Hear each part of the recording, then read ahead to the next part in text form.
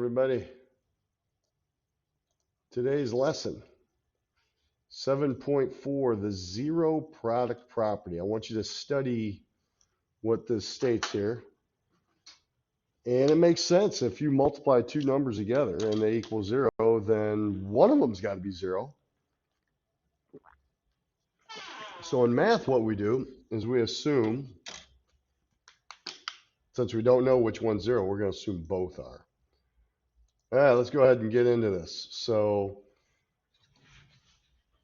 let's use the zero product property to explain these and try to figure out what the value of x is. So here's a zero product property up here. It states that A times B equals 0. So let's say that this is A and this x minus 4 is B. Let's see how this would work. So we would know that the value for A, we'll call it 2x, that could be 0. Well, so could x minus 4. One of those could be equal to 0, or maybe both. So what we do is solve these equations. So there's one possibility.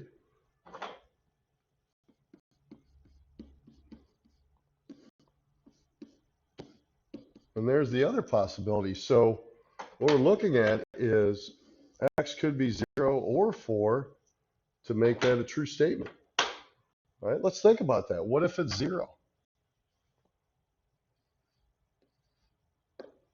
Well, 2 times 0 is 0 times negative 4. Yeah, that's 0. That's true.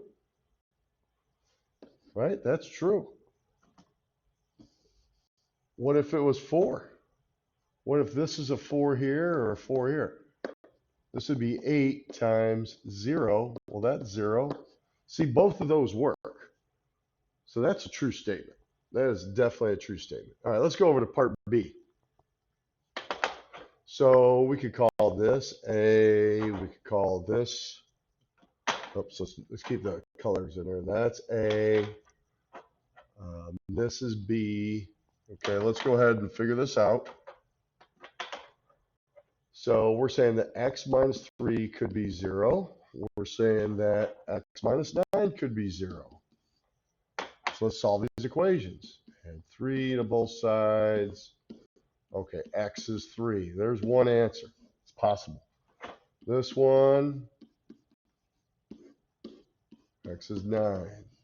Okay, you're picking up on a shortcut here, what you could do? There's a shortcut. Now, what we're going to do is we're going to use this when we factor to be able to answer and solve equations. Okay, here's, that could be A, number 1. That could be B. Let's go ahead and figure this out. So A, that's already solved. Let's do part B. X minus 1 could be 0. Well, if you add 1, x is 1. Okay, there's your two possible answers for that equation. Here's A, and there's B. So we're saying 3t could be 0, and we're also saying that t plus 2 could be 0. Let's solve these equations. T is 0 divided by 3, or 0. There's one answer. And negative 2 is the other. Are you picking up on a shortcut here? Maybe you are. Maybe you are. Let's look down here at number 3. Okay, that quantity could be A. This could be B. Let's set up some equations. Say z minus 4 could be 0. Z minus 6 could be 0. Let's solve these. All right. I'm thinking z could be 4. There's one answer. Or z could be 6. All right. So think about this. If you factor a trinomial when it's set up as an equation, then now you know how to solve it. Figure it out. We're putting everything together. All right, let's get down into business here. Everybody try those out. All right, so this will be 2x plus 7 could be 0. The other one's pretty similar to it, isn't it? It's 2x minus 7 could be 0. We've got to do a little bit more work on these. Minus 7 divided by 2. Negative 7 halves, or negative 3.5 is one answer. Let's see what the other one is.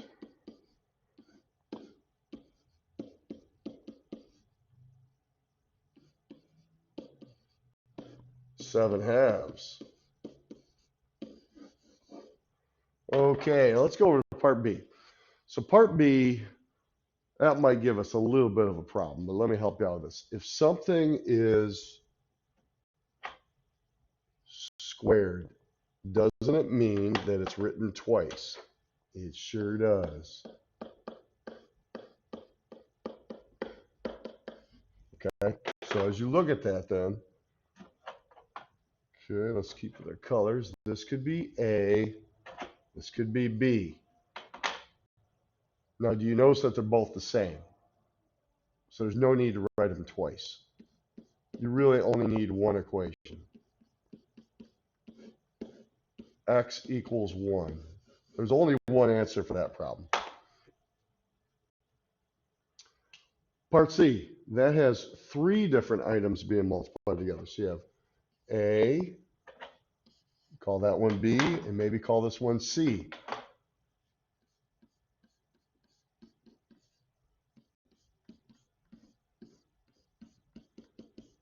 There's one answer. Here comes part B.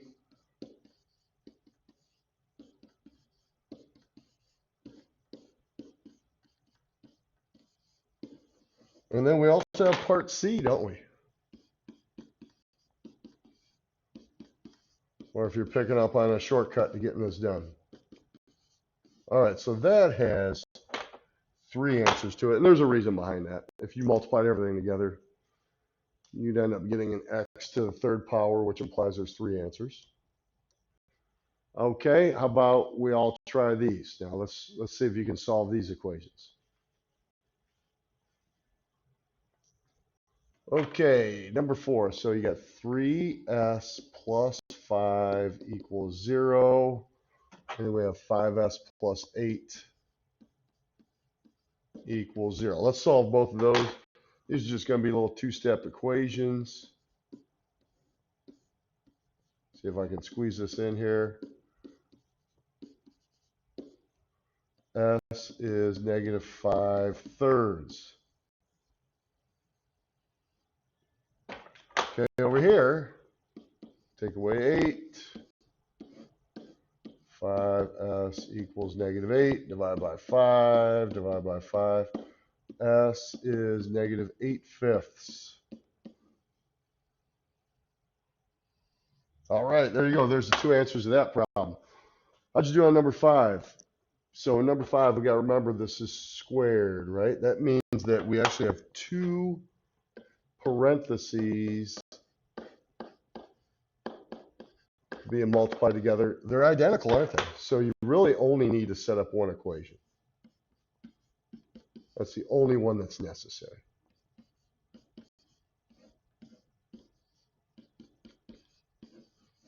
There we go.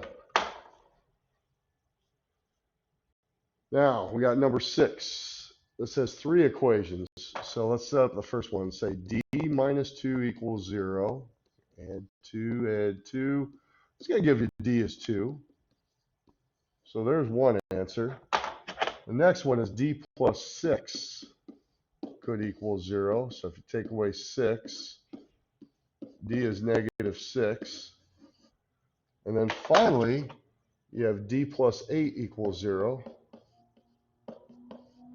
If you take away 8, d is negative 8. Got all 3 solutions to that problem. All right, there's your lesson. Let's put it into practice on the homework assignment.